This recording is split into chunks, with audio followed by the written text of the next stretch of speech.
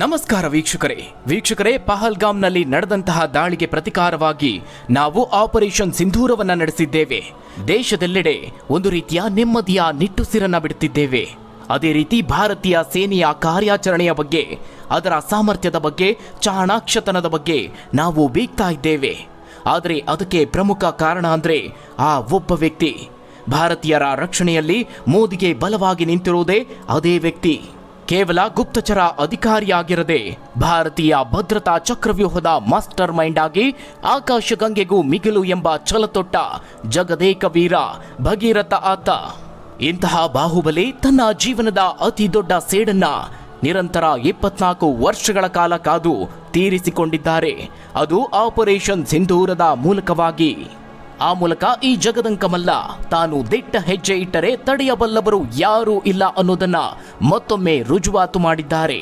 ಆ ವ್ಯಕ್ತಿ ಬೇರಾರೂ ಅಲ್ಲ, ಸ್ವತಃ ನರೇಂದ್ರ ಮೋದಿ ಬಲವಾಗಿ ನಂಬುವ, ದೇಶಕ್ಕಾಗಿ ಸದಾ ದುಡಿಯುವ ಭಾರತದ ಹೆಮ್ಮೆಯ ಪುತ್ರ. ಆಪರೇಷನ್ ಸಿಂಧೂರದಂತಹ ಹಲವು ಕಾರ್ಯಾಚರಣೆಗಳ ಹಿಂದಿನ ಅದ್ಭುತ ಶಕ್ತಿ ಅಜಿತ್ ದೋವಲ್. ಅವರ ಹೆಸರು ಮಾತ್ರ ಅಜಿತ್ ದೋವಲ್, ಆದರೆ ಲೋಕ ಅವರನ್ನ ಭಾರತದ ಜೇಮ್ಸ್ ಬಾಂಡ್ ಅಂತ ಮನ್ನಣೆ ನೀಡಿ ಗೌರವಿಸುತ್ತೆ.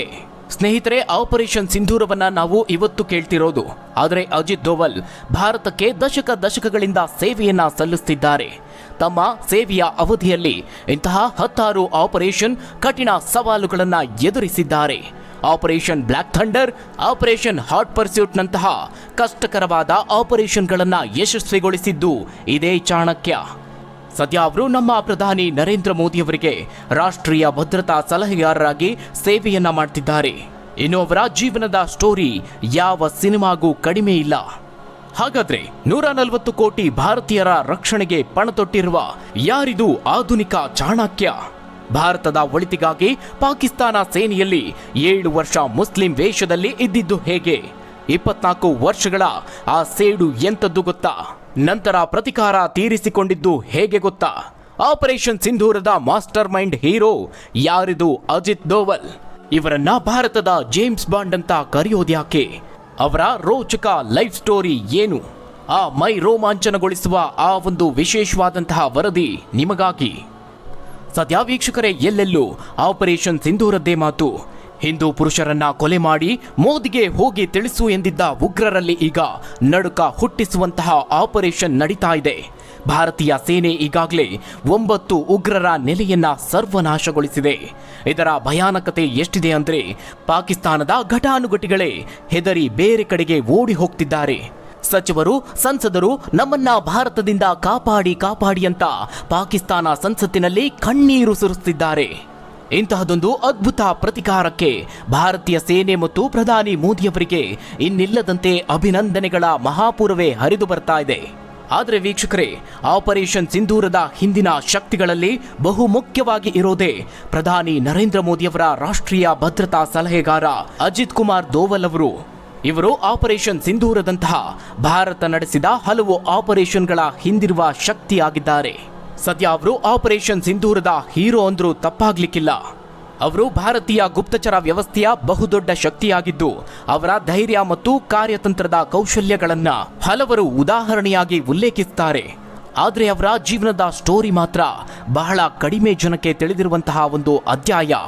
ಸ್ನೇಹಿತರೆ, ಇವತ್ತಿನ ನಮ್ಮ ಸಂಚಿಕೆಯು ಅಜಿತ್ ದೋವಲ್ ಅವರು ಪಾಕಿಸ್ತಾನದಲ್ಲಿ ಐಬಿಯ ರಹಸ್ಯ ಏಜೆಂಟ್ ಆಗಿ ಕೆಲಸ ಮಾಡ್ತಾ ಇದ್ದಿದ್ದು, ಹಾಗೆ 7 ವರ್ಷಗಳ ಕಾಲ ಮುಸ್ಲಿಂ ವೇಷ ಧರಿಸಿ ಇದ್ದಂತಹ ರೋಚಕ ಕಥೆಯಾಗಿದೆ.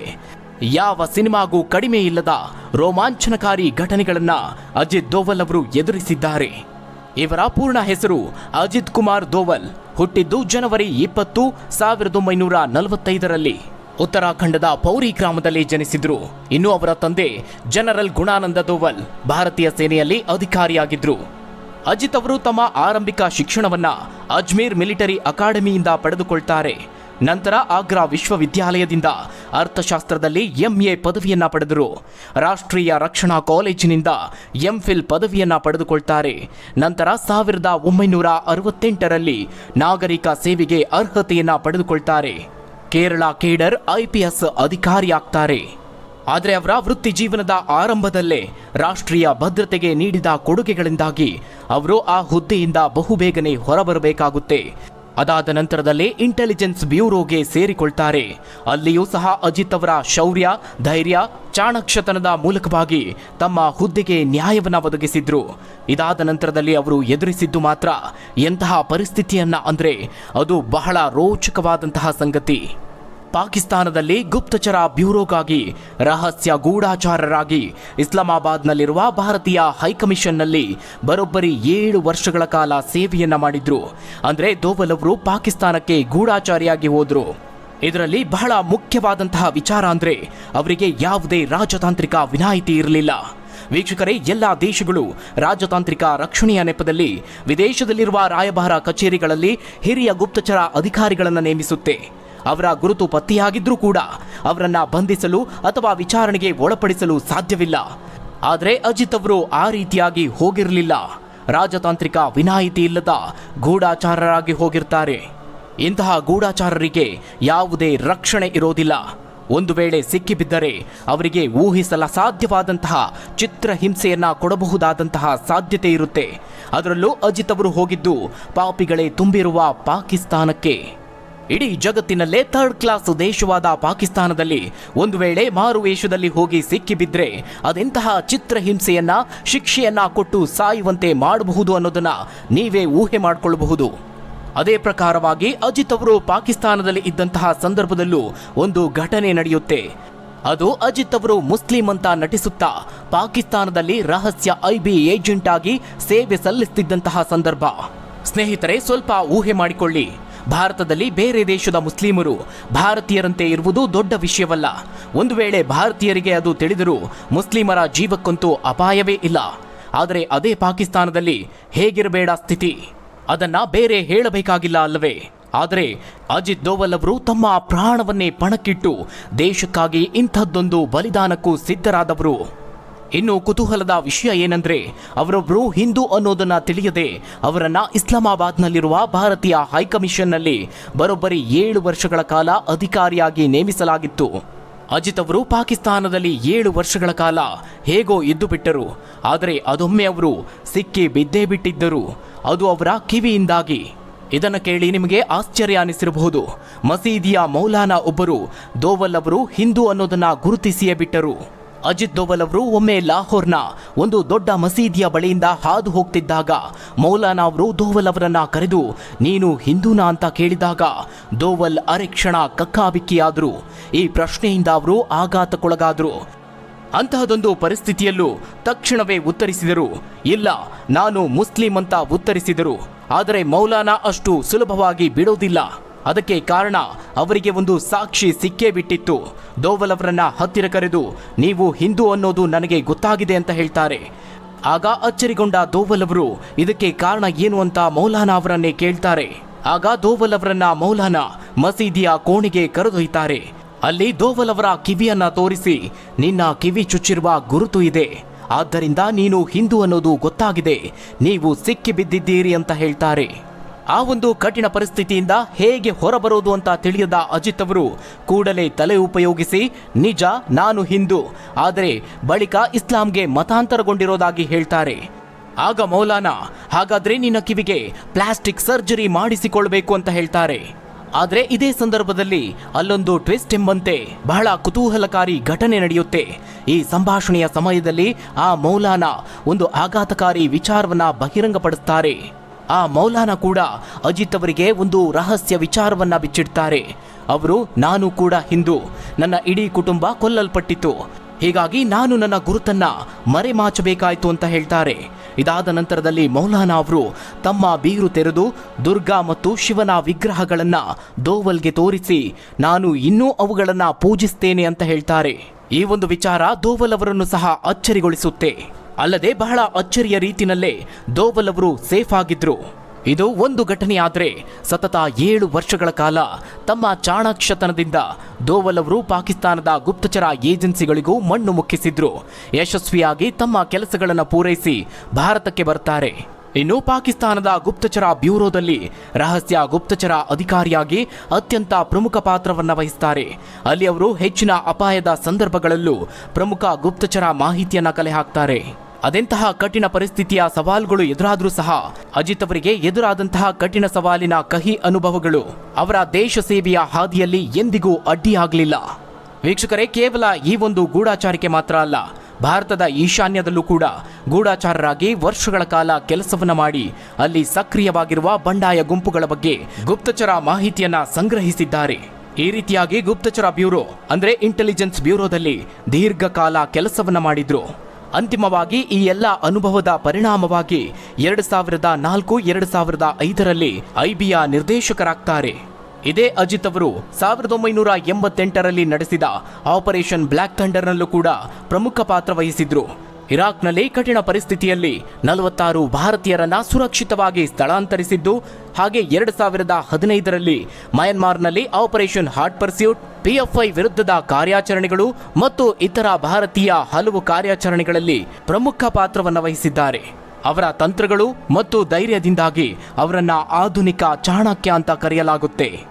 ಮತ್ತೊಂದು ವಿಚಾರ ಅಂದ್ರೆ ಸ್ನೇಹಿತರೆ, ಪಹಲ್ಗಾಮ್ ದಾಳಿಗೆ ಪ್ರತಿಕಾರವಾಗಿ ನಡೆಸಿದ ಆಪರೇಷನ್ ಸಿಂಧೂರದ ಮೂಲಕವಾಗಿ ಅಜಿತ್ ದೋವಲ್ ಅವರು ಬರೋಬ್ಬರಿ 24 ವರ್ಷಗಳ ಸೇಡನ್ನ ತೀರಿಸಿಕೊಂಡಿದ್ದಾರೆ. ಅದು ಹೇಗೆ ಅನ್ನೋದನ್ನು ಹೇಳ್ತೀನಿ ಕೇಳಿ. ಹೌದು, ಇದೇ ಅಜಿತ್ ದೋವಲ್ ಅವರು ಬರೋಬ್ಬರಿ 24 ವರ್ಷಗಳ ಹಿಂದೆ ಒಂದು ಶಪಥವನ್ನ ಮಾಡಿದ್ರು. ಅದು ಯಾವ ಕಾರಣಕ್ಕಾಗಿ ಅಂದ್ರೆ ಸ್ನೇಹಿತರೆ, ಅದು ಕಂದಹಾರ್ ವಿಮಾನ ಹೈಜಾಕ್ ಪ್ರಕರಣದ ಸಂದರ್ಭ 1999. ಈ ಒಂದು ಪ್ರಕರಣ ಭಾರತದ ಇತಿಹಾಸದಲ್ಲಿ ಕಪ್ಪು ಚುಕ್ಕೆಯಾಗಿ ದಾಖಲಾಗಿರುವ ಪ್ರಕರಣ. ಪಾಕಿಸ್ತಾನ ಮೂಲದ 7 ಉಗ್ರರು 191 ಜನರಿದ್ದ ಇಂಡಿಯನ್ ಏರ್ಲೈನ್ಸ್ಗೆ ಸೇರಿದ ಫ್ಲೈಟ್ IC-814 ವಿಮಾನವನ್ನ ಅಪಹರಿಸಿ ಭಾರತದ ಜೈಲಿನಲ್ಲಿ ಬಂಧಿತರಾಗಿದ್ದ ಇಸ್ಲಾಮಿಕ್ ಉಗ್ರರಾದ ಮೌಲಾನಾ ಮಸೂದ್ ಅಜರ್, ಅಹ್ಮದ್ ಒಮಾರ್ ಸಯೀದ್ ಮತ್ತು ಮುಸ್ತಾಕ್ ಜರ್ಗರ್ ಎಂಬ 3 ಉಗ್ರರ ಬಿಡುಗಡೆಗೆ ಒತ್ತಾಯಿಸಿದ್ರು.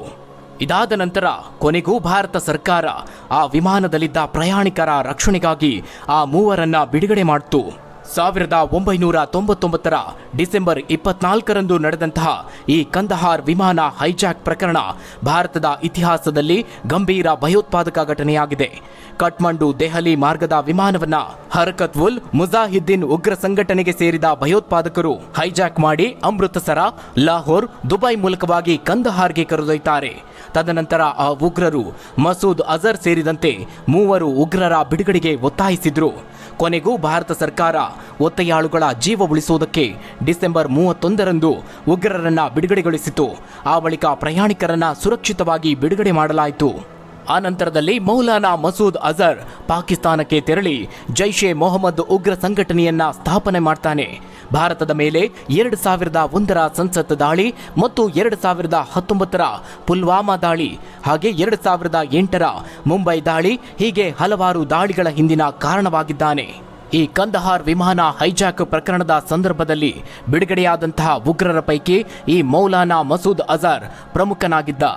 ಇನ್ನು ಆತನ ಬಿಡುಗಡೆಯ ಸಂದರ್ಭದಲ್ಲಿ ಆತನನ್ನ ಭಾರತದಿಂದ ಅಫ್ಘಾನಿಸ್ತಾನದ ಕಂದಹಾರ್ ನಗರಕ್ಕೆ ಕೊಂಡೊಯ್ದ ಭಾರತದ ಅಧಿಕಾರಿಗಳ ತಂಡದಲ್ಲಿ ಅಜಿತ್ ದೋವಲ್ ಅವರು ಸಹ ಒಬ್ರು.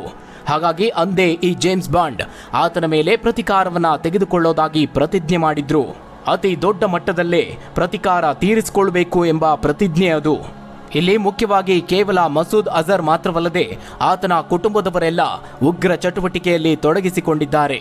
ಇದೀಗ ಆಪರೇಷನ್ ಸಿಂಧೂರದ ಮೂಲಕವಾಗಿ ಅಜಿತ್ ದೋವಲ್ ಅವರ ಆ ಪ್ರತಿಜ್ಞೆ ಇಂದು ಈ ಮಸೂದ್ ಅಜರ್ನ ಕುಟುಂಬದ 10ಕ್ಕೂ ಹೆಚ್ಚು ಜನರು ಭಾರತದ ವಾಯುಸೇನೆಯ ವೈಮಾನಿಕ ದಾಳಿಯಲ್ಲಿ ಹತರಾಗುವ ಮೂಲಕವಾಗಿ ಈಡೇರಿದೆ ಅನ್ನಬಹುದು. ಅಷ್ಟು ಮಾತ್ರ ಅಲ್ಲದೆ ಆಪರೇಷನ್ ಸಿಂಧೂರ್ ಇನ್ನೂ ಮುಂದುವರಿಯುತ್ತೆ ಅನ್ನುವ ಉಗ್ರರ ವಿರುದ್ಧ ಕಠಿಣ ನಿರ್ಧಾರಕ್ಕೆ ಬರಲಾಗಿದೆ. ಹೀಗೆ ಭಾರತೀಯರ ರಕ್ಷಣೆಯಲ್ಲಿ ಅಜಿತ್ ದೋವಲ್ ಅವರು ಪ್ರಮುಖ ಪಾತ್ರ ವಹಿಸಿದ್ದಾರೆ. ಇನ್ನು ಅಜಿತ್ ಅವರು ಶೀಲ್ಡ್ ಅನ್ನುವ ತಮ್ಮದೇ ಆದಂತಹ ವಿಶಿಷ್ಟ ತಂತ್ರಗಳಿಂದ ಶತ್ರುವಿನ ಕೋಟೆಯನ್ನ ನಾಶ ಮಾಡೋದ್ರಲ್ಲಿ ಪರಿಣಿತರಾಗಿದ್ದಾರೆ. ಅದನ್ನ ಆಪರೇಷನ್ ಸಿಂಧೂರದಲ್ಲೂ ಬಳಸಿಕೊಳ್ಳಲಾಗಿದೆ. ಈ ಕಾರ್ಯಾಚರಣೆಯ ಯಶಸ್ಸಿನಲ್ಲಿ ದೋವಲ್ ಅವರ ಧೈರ್ಯ, ಬುದ್ಧಿವಂತಿಕೆ ಮತ್ತು ದೇಶಭಕ್ತಿ ಮಾದರಿಯಾಗಿದೆ. ಇನ್ನು ದೋವಲ್ ಅವರ ದೇಶ ಸೇವೆಗೆ ಭಾರತ ಸರ್ಕಾರ ಅವರಿಗೆ ಅತ್ಯುನ್ನತ ಗೌರವವನ್ನು ಸಹ ನೀಡಿದೆ. ಅಜಿತ್ ಅವರು ಭಾರತೀಯ ಇತಿಹಾಸದಲ್ಲಿ ಅತ್ಯುತ್ತಮ ಸೇವೆಗಾಗಿ ಭಾರತೀಯ ಪೊಲೀಸ್ ಪ್ರಶಸ್ತಿಯನ್ನ ಪಡೆದಂತಹ ಅತ್ಯಂತ ಕಿರಿಯ ಪೊಲೀಸ್ ಅಧಿಕಾರಿ ಎಂಬ ಹೆಗ್ಗಳಿಕೆಗೆ ಪಾತ್ರರಾಗಿದ್ದಾರೆ. ಇನ್ನು ಯುದ್ಧದ ಸಂದರ್ಭಗಳಲ್ಲಿ ಶೌರ್ಯ ಮತ್ತು ವಿಶಿಷ್ಟ ಸೇವೆಗಾಗಿ ಶೌರ್ಯ ಪ್ರಶಸ್ತಿಯಾದ ಕೀರ್ತಿ ಚಕ್ರ ಪ್ರಶಸ್ತಿಗೂ ಭಾಜನರಾಗಿದ್ದಾರೆ. ಅಲ್ಲದೆ ಕಾನೂನು ಜಾರಿಯಲ್ಲಿ ಅಸಾಧಾರಣ ಸೇವೆ ಮತ್ತು ನ್ಯಾಯಕ್ಕಾಗಿ ರಾಷ್ಟ್ರಪತಿಗಳ ಪೊಲೀಸ್ ಪದಕವನ್ನು ಸಹ ನೀಡಲಾಗಿದೆ. ಇನ್ನು ದೋವಲ್ ಅವರ ವೈಯಕ್ತಿಕ ಬದುಕಿನ ವಿಚಾರಕ್ಕೆ ಬಂದರೆ 1972ರಲ್ಲಿ ಅರುಣಿ ದೋವಲ್ ಅವರನ್ನ ಮದುವೆಯಾಗ್ತಾರೆ. ವಿವೇಕ್ ದೋವಲ್, ಶೌರ್ಯ ದೋವಲ್ ಅನ್ನುವ ಇಬ್ಬರು ಮಕ್ಕಳಿದ್ದಾರೆ. ಸದ್ಯ ನಿವೃತ್ತ IPS ಅಧಿಕಾರಿಯಾಗಿರುವ ಅಜಿತ್ ಅವರು ಪ್ರಸ್ತುತ ಪ್ರಧಾನಮಂತ್ರಿಯ ರಾಷ್ಟ್ರೀಯ ಭದ್ರತಾ ಸಲಹೆಗಾರರಾಗಿ ಸೇವೆಯನ್ನ ಸಲ್ಲಿಸುತ್ತಿದ್ದಾರೆ. ಹಾಗಾದ್ರೆ ವೀಕ್ಷಕರೇ, ಅಜಿತ್ ದೋವಲ್ ಅವರ ಶೌರ್ಯಕ್ಕೆ ನೀವೇನಂತೀರಾ? ಅವರ ದೇಶ ಸೇವೆಯ ದೇಶಭಕ್ತಿಯ ಬಗ್ಗೆ ಎಷ್ಟು ಹೊಗಳಿದರೂ ಕಮ್ಮಿಯೇ ಎನ್ನಬಹುದು. ಈ ಬಗ್ಗೆ ನೀವೇನಂತೀರಾ ವೀಕ್ಷಕರೇ? ನಿಮ್ಮ ಅನಿಸಿಕೆ ಅಭಿಪ್ರಾಯವನ್ನ ತಪ್ಪದೇ ಕಮೆಂಟ್ ಮೂಲಕವಾಗಿ ತಿಳಿಸಿ. ಹಾಗೆ ಇಂತಹ ದೇಶಭಕ್ತನ ಬಗ್ಗೆ ಎಲ್ಲರಿಗೂ ತಿಳಿಯುವಂತಾಗಲಿ ನಿಮ್ಮ ಸ್ನೇಹಿತರಿಗೆ ಈ ಒಂದು ವಿಡಿಯೋವನ್ನ ಶೇರ್ ಮಾಡಿ. ಹಾಗೆ ಸೋಷಿಯಲ್ ಮೀಡಿಯಾಗಳಲ್ಲಿ ಪೋಸ್ಟ್ ಮಾಡೋದಕ್ಕೆ ಮರಿಬೇಡಿ. ಧನ್ಯವಾದಗಳು ವೀಕ್ಷಕರೇ.